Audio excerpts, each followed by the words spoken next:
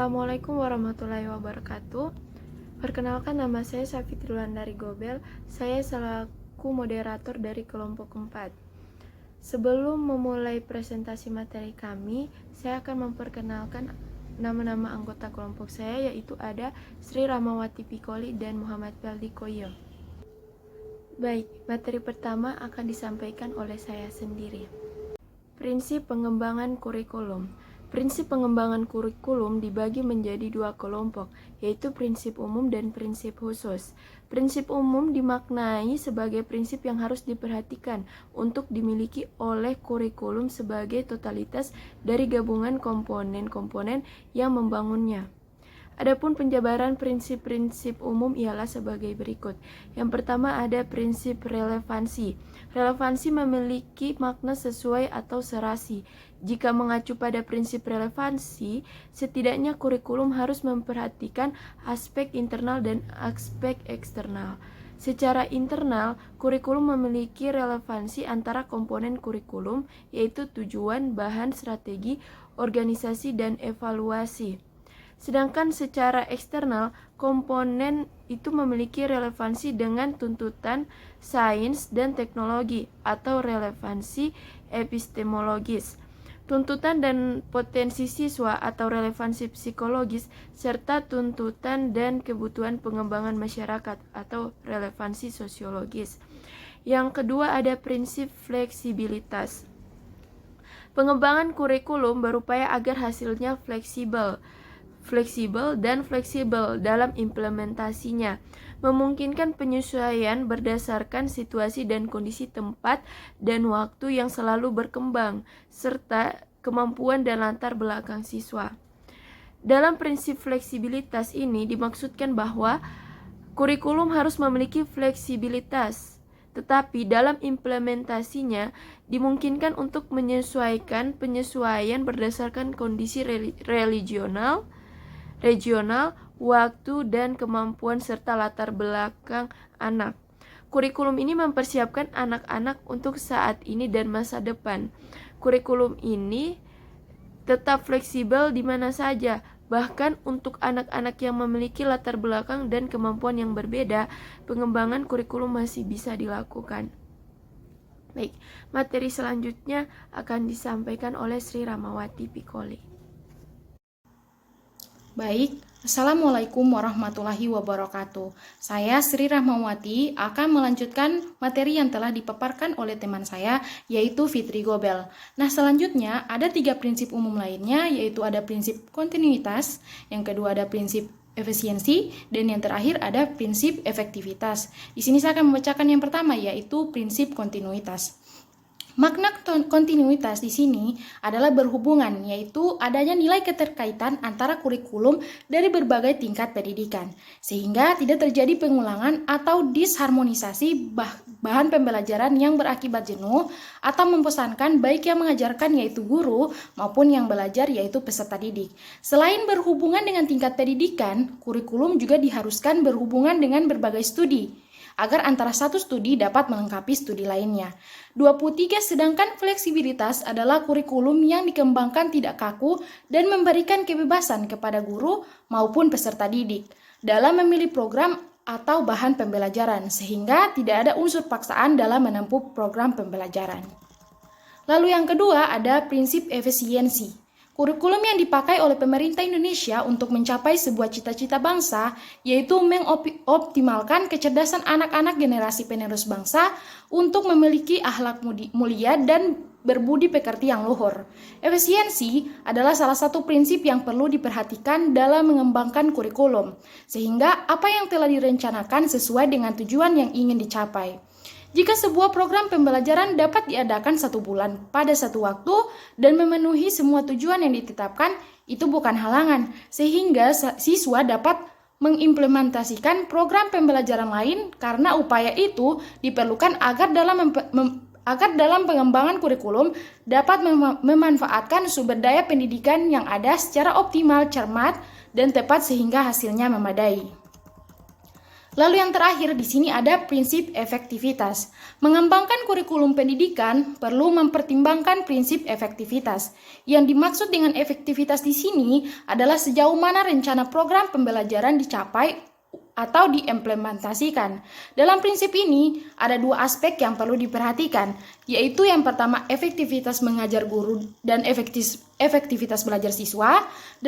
Dalam aspek mengajar guru, jika masih kurang efektif dalam mengajar bahan ajar atau program, maka itu menjadi bahan dalam mengembangkan kurikulum di masa depan, yaitu dengan mengadakan pelatihan, workshop, dan lain-lain. Sedangkan pada aspek efektivitas belajar siswa, perlu dikembangkan kurikulum yang terkait dengan metodologi pembelajaran sehingga apa yang sudah direncanakan dapat tercapai dengan metode yang relevan dengan materi atau materi pembelajaran. Baik, hanya itu materi yang bisa saya sampaikan. Selanjutnya akan dilanjutkan oleh teman saya yaitu Feldi Koyo. Terima kasih. Assalamualaikum warahmatullahi wabarakatuh. Assalamualaikum warahmatullahi wabarakatuh. Perkenalkan, nama saya Muhammad Feldi Koyo dengan NIM 3114200008. Saya dari kelompok 4. Baiklah, di sini saya akan melanjutkan presentasi dari teman saya. Teman saya tadi sudah menjelaskan tentang prinsip umum. Di sini saya akan menjelaskan prinsip khusus. Sebagaimana yang dikemukakan oleh Sukma Dinata, mencakup 5 hal, yakni prinsip penentuan tujuan pendidikan, pemilihan isi pendidikan, pemilihan proses belajar mengajar, pemilihan media dan alat pengajaran, serta berkenaan dengan penilaian. Yang pertama, tentang prinsip penentuan tujuan pendidikan. Tujuan pendidikan mencakup tujuan yang bersifat umum dan khusus. Dalam perumusan tujuan pendidikan didasarkan pada sumber-sumber seperti ketentuan dan kebijakan pemerintah, survei mengenai persepsi masyarakat tentang kebutuhan mereka, survei tentang pandangan para ahli dalam bidang-bidang tertentu, survei tentang kualitas sumber daya manusia, serta pengalaman negara lain dalam menghadapi masalah yang sama. Yang kedua, prinsip pemilihan isi pendidikan atau kurikulum. Dalam menentukan isi kurikulum, beberapa pertimbangan yang dapat dijadikan dasar acuan ialah diperlakukan penjabaran tujuan pendidikan ke dalam perbuatan hasil belajar yang khusus dan sederhana. Isi bahan pelajaran harus meliputi segi pengetahuan, sikap, dan keterampilan, serta unit-unit kurikulum harus disusun dalam urutan yang logis dan sistematis. Maksudnya, ketiga ranah belajar tersebut diberikan secara simultan dan urutan situasi belajar. Yang ketiga, ada prinsip pemilihan proses belajar mengajar. Dalam proses belajar mengajar, hendaknya memperhatikan hal-hal berikut. Kecocokan metode atau teknik belajar mengajar untuk mengajarkan bahan pelajaran. Variasi metode atau teknik dalam proses belajar mengajar terhadap perbedaan individu siswa, serta keefektifan metode atau teknik dalam mengaktifkan siswa dan mendorong berkembangnya kemampuan baru. Yang keempat, ada prinsip pemilihan media dan alat pengajaran. Dalam proses ini, pemilihan media dan alat pengajaran hendaknya memperhatikan hal-hal berikut: kegiatan perencanaan dan inventaris terhadap alat media apa saja yang tersedia, serta pengorganisasian alat dalam bahan pembelajaran baik dalam bentuk modul atau buku paket. Yang kelima, ada prinsip berkenaan dengan penilaian. Penilaian merupakan proses akhir dalam kegiatan belajar mengajar. Dalam proses penilaian belajar setidaknya mencakup 3 hal yang harus diperhatikan, yakni yang pertama, merencanakan alat penilaian. Hal yang harus diperhatikan dalam fase ini ialah penentuan karakteristik kelas dan usia, bentuk tes atau ujian, dan banyak butir tes yang disusun. Yang kedua, menyusun alat penilaian.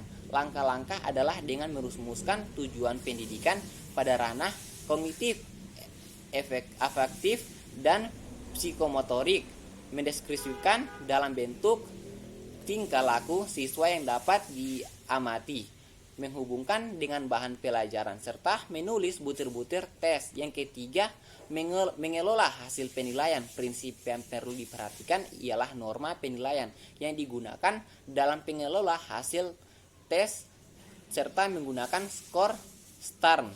Baiklah, sekian dari saya. saya kembalikan kepada moderator. Baik, kesimpulan dari materi kami yaitu kurikulum memiliki peran strategis dalam menentukan keberhasilan pendidikan. Keberadaan kurikulum merupakan salah satu bentuk nyata dalam mengusahakan mewujudkan tujuan pendidikan nasional. Dalam rangka mencapai tujuan pendidikan, kurikulum tidaklah bersifat statis.